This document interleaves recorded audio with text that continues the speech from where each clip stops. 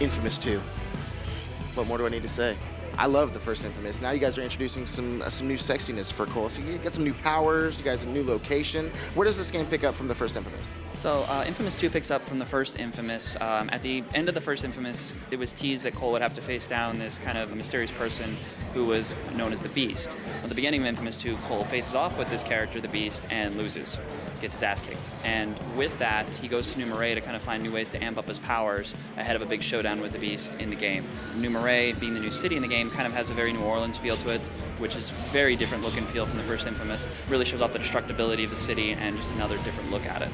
How do you go to harness your power of electricity? Does he have to find some like infamous Jedi master or something? I mean, how do you learn more awesome powers?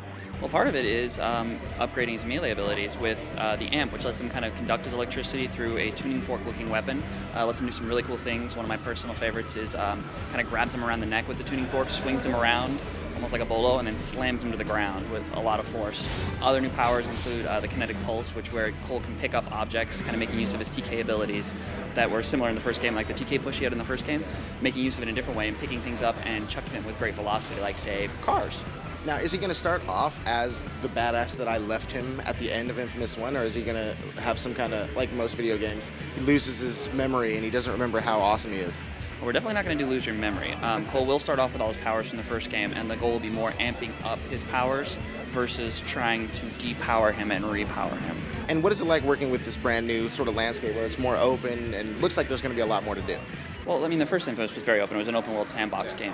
The major difference between 1 and 2, kind of variety of environments. We have from swamps to cityscape to slums, just a whole wide range of things.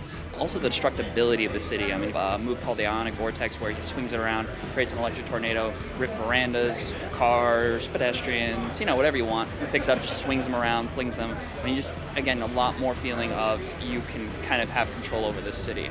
And one of the cooler features about the first Infamous was the fact that there was this choice that you can make to be, you know, sort of good and evil. I can only assume you guys are going to be bringing it back for this game? Morality choices will play into Infamous 2. The choices you make will determine the hero that you are. Cut the crap. You're going to take me to Wolf. Now. Wait.